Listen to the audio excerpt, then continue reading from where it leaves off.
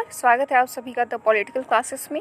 आज हम बात करेंगे कुछ उन क्वेश्चंस के बारे में जो इंडियन पॉलिटी से रिलेटेड है, मेकिंग ऑफ कॉन्स्टिट्यूशन और its development and constitutional assembly से रिलेटेड है। उन सभी क्वेश्चंस को सॉल्व करेंगे।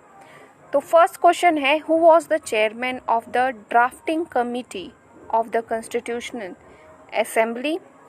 तो इसका आंसर है सी, B.R. अम्बेडकर, जो कि जनरली बहुत इजी क्वेश्चन रहता है, पर जनरली कुछ स्टूडेंट्स रहते हैं जो कंफ्यूज हो जाते हैं, तो उनको नहीं करना है। तो इसका आंसर है आपका B.R. Ambedkar, answer C. How many members of the constitutional assembly sign the constitution of India? मतलब कितने मेंबर्स थे जिन्होंने कॉन्स्टिट्यूशनल असेंबली के जिन्होंने कॉन्स्टिट्यूशन ऑफ इंडिया का जो था उस पर साइन किया था?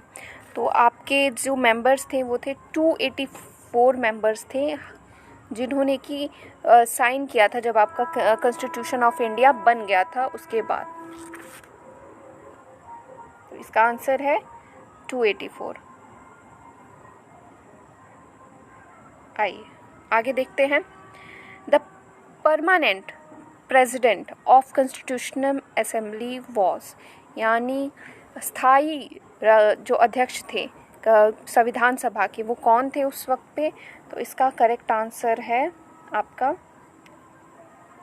डॉक्टर राजेंद्र प्रसाद। डॉक्टर राजेंद्र प्रसाद उस वक्त समय, जो कि बाद में चल के भारत के पहले राष्ट्रपति भी बने, तो वो डॉक्टर राजेंद्र प्रसाद को जो कॉन्स्टिट्यूशनल असेंबली है उसने सबसे पहले स्थायी अध्यक्ष जो है वो बनाया था।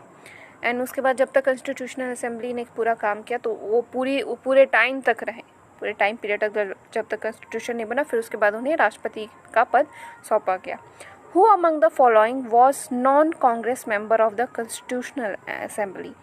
जो फोर्थ क्वेश्चन है वो ये पूछ रहा है कि कौन से वो सदस्य थे जो कांग्रेस से नहीं थे। जैसे ऐसे भी कई सदस्य थे जो कांग्रेस से नहीं थे, तो वो थे डॉक्टर B.R. अम्बेडकर। यानी डॉक्टर B.R. अम्बेडकर की आप सभी जानते हैं एक अलग सी पार्टी थी, उन्होंने एक अलग दलित के राइट्स पे वो काम करते थे, और उन्हें स्पेशली सिर्फ कॉन्स्टिट्यूशन बनाने के लिए, because he is very well educated, और उनके वो उस टाइम पे कहा जाता है, इवन गांधी जी खुद कहते हैं कि कोई ऐसा नहीं था जो कि एजुकेशन के मामले में बहुत ज़्यादा परिपक्व हो उस टाइम पे। तो इस लिहाज से कॉन्स्टिट्यूशन को डेवलप करने के लिए, उसको ड्राफ्ट करने के लिए, अच्छे से करने के लिए डॉक्टर B.R. अम्बेडकर की ज़रूरत थी। तो इसलिए गांधी जी ने रिक्वेस्ट की B.R. अम्बेडकर से कि हाँ आप आइए और कॉन्स्टिट्यूशन असेंबली को, कॉन्स्टिट्यूशन जो है इंडियन कॉन्स्टिट्यूशन, उसको बनाइए। ठीक है, तो यहाँ पे ये क्लियर है, डॉक्टर B.R. अम्बेडकर इसका आंसर है। How members were assigned by cabinet mission in constitutional assembly? कितने सदस्य थे जो कैबिनेट मिशन द्वारा असाइन किए थे? कौन से वो लोग थे? तो 296 जो मेंबर्स थे वो कैबिनेट मिशन के थ्रू आपके कॉन्स्टिट्यूशनल असेंबली में आए थे। 296 जो मेंबर्स थे वो। ठीक है, आइए आगे देखते हैं। What was the duration in the making of Indian Constitution? कितना समय लगा था हमारे जो कॉन्स्टिट्यूशन को बनने में जनरली? तो आपका जो समय लगा था 2 साल 11 महीने 18 दिन। ठीक है, इसको आप ऐसे भी याद कर सकते हैं कि 18 दिन, या फिर जो पर्टिकुलर है 2-11-18 के थ्रू भी नाम उसको याद कर सकते हैं। ठीक है, तो इसका सही आंसर है ऑप्शन सी। ऑप्शन सी जो है 2 years 11 months and 18 days लगे थे आपके पूरे constitutional assembly constitution, Indian constitution को बनने में। एंड कितना खर्च लगा था वो आप लोग हम मुझे बताइएगा। एक तरीके का पूरा खर्च भी लगा था पूरे कॉन्स्टिट्यूशन असेंबली को बनाने में। चलिए आगे देखते हैं। Which of the following gave the idea of constitutional assembly for India?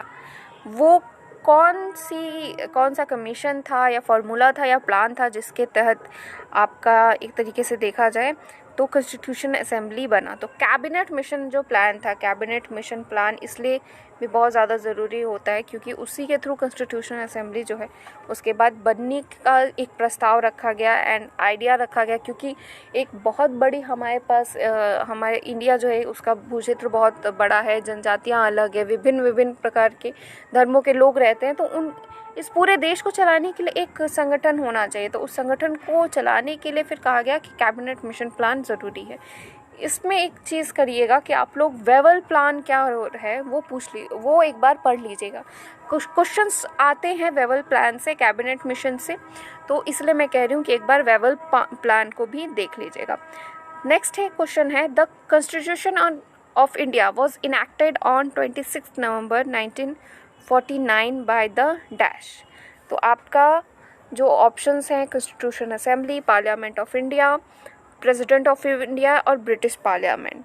तो इसका सही आंसर है प्रेसिडेंट ऑफ इंडिया जो है उनके द्वारा 26 नवंबर 1949 को उस कॉन्स्टिट्यूशन ऑफ इंडिया को इनैक्ट किया गया था। कौन थे?